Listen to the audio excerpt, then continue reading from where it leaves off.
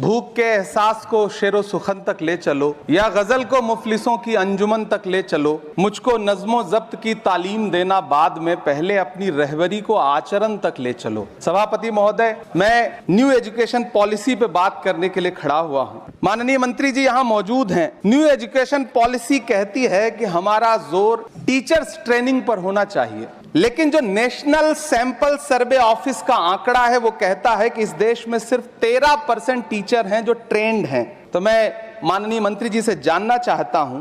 कि क्या जो 87% टीचर्स हैं जिन्हें ट्रेनिंग देने की अभी जरूरत है,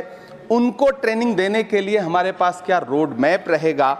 और क्या हमारे पास इतने बड़े पैमाने पर कॉलेजेस हैं, रिसोर्सेज हैं जिनसे उन्हें ट्रेन किया जा सके। हमारी न्यू एजुकेशन पॉलिसी कहती है कि टेक्नोलॉजी पे जोर दिया जाए, और टेक्नोलॉजी के सहारे पढ़ाई को हमने कोविड के दौरान देखा भी है कि किस तरह से बच्चों को टेक्नोलॉजी के सहारे पढ़ाया गया। लेकिन मैं माननीय मंत्री जी से पूछना चाहता हूं कि जब इस देश में 80 करोड़ लोग 5 किलो राशन पे गुजारा कर रहे हों, तो क्या उन परिवारों तक इंटरनेट, कंप्यूटर, लैपटॉप जैसी सुविधाएं पहुंचाने के लिए कोई रोड मैप है ताकि उनके बच्चों को शिक्षित किया जा सके? मैं एक बहुत महत्वपूर्ण बात और सभापति महोदय यहां कहना चाहता हूं कि माइनॉरिटी कम्युनिटी से जुड़ा हुआ जो मदरसा एजुकेशन का पैटर्न है, उस पे बहुत गंभीरता से माननीय मंत्री जी से पूछना चाहता हूं कि जो न्यू एजुकेशन पॉलिसी है, कुछ मदरसे ऐसे हैं जिनको सरकार रिकॉग्नाइज करती है, लेकिन कुछ बड़े शिक्षण संस्थान हैं, नदवा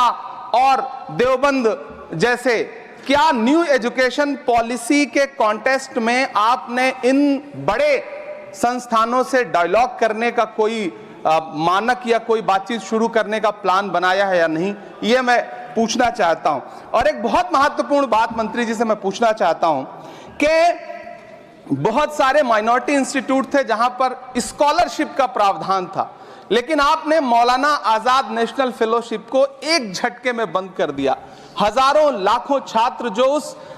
स्कॉलरशिप के भरोसे अपनी शिक्षा ग्रहण कर रहे थे। एक तरफ प्रधानमंत्री जी कहते हैं सबका साथ सबका विकास, एक हाथ में कंप्यूटर एक हाथ में कुरान, लेकिन जब स्कॉलरशिप आप बंद कर देते हैं तो गरीब तबके से आने वाला अल्पसंख्यक समुदाय के जो बच्चे हैं, उनकी शिक्षा व्यवस्था को लेकर के, उनकी शिक्षा को आगे बढ़ाने को लेकर के आपके पास क्या प्लान है?